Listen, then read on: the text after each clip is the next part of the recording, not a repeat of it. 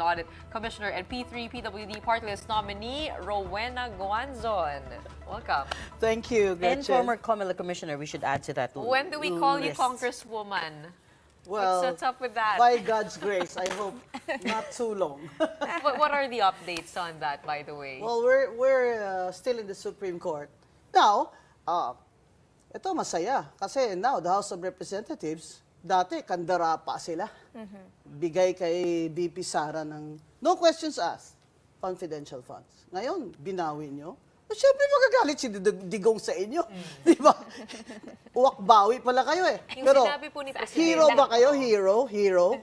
Ha? Dahil binawi nyo? Dahil nakinig kayo sa taong bayan? Hindi naman eh. Baka naman politika lang yan. Nabanggit po ni Hindi po ba? May circular yan. Ang problema po kasi, sa Intel Fund, walang resibo. Yung confidential fund, wala ring resibo. I was mayor also before, naging COA commissioner pa ako. Alam niyo ba, liquidation ng Intel Fund na yan, ipapasok lang sa sealed envelope, nakalagay sa circular, in sealed envelopes. Pwede ba recipe ng adobo mo, ilagay mo doon, adobong dilaw? Ilagay mo doon sa sealed envelope.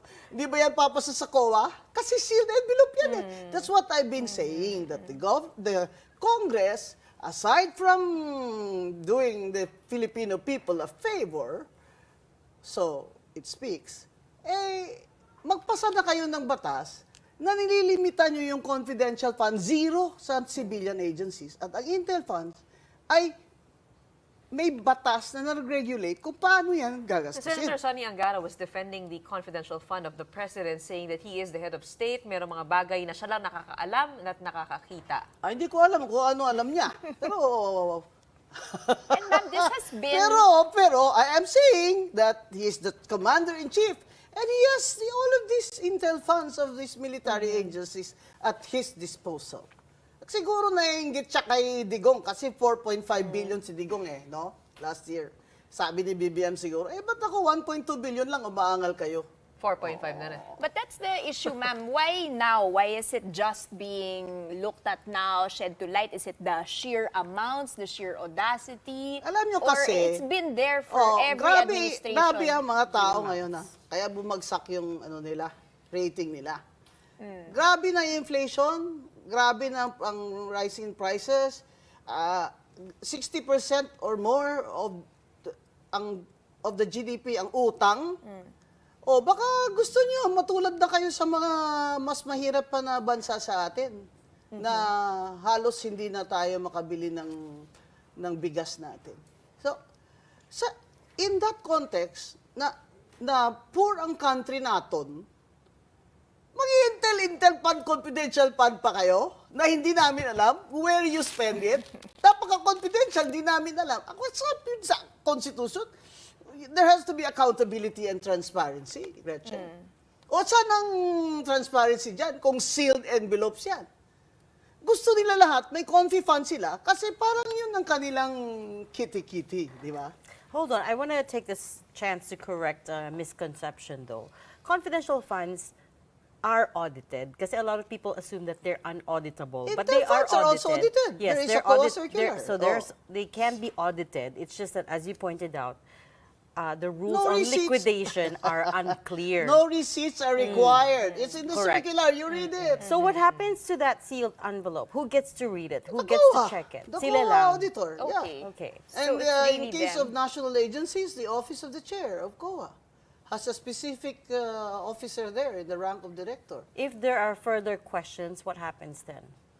Well, they can disallow it. You see, the COA is the guardian of the funds of the government. So the they buck can stops disallow with the COA. it. Yeah, they can disallow it. But tell me, and no offense to COA, it's a professional organization. I was very happy there, and I have a family there. I feel like I'm family up to now. Meron bang confidential fund o intel fund na disallow? Wala, di ba?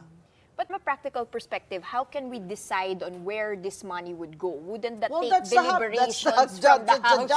That's the job of the Congress because Yeah, it it's holds going the to purse. take a whole other But deliberation it holds of the purse. Now, why are they Where withdrawing will we it put from it? VP Sara? Why are they withdrawing it from all the civilian? All of a sudden, they have a hallelujah. They found the Holy Grail.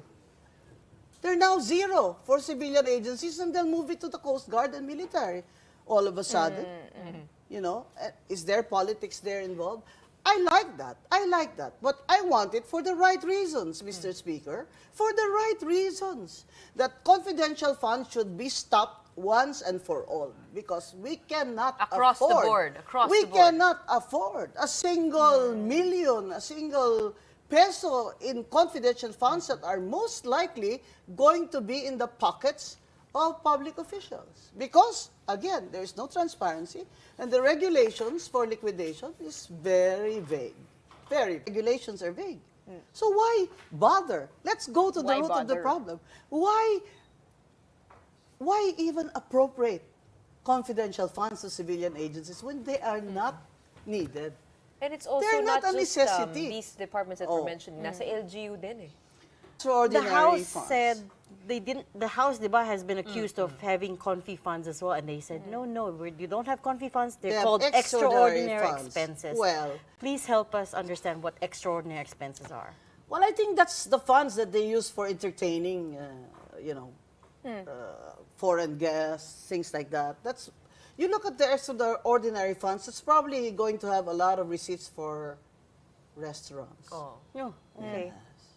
Not So, security. extraordinary funds, but not security, because security will have its own fund.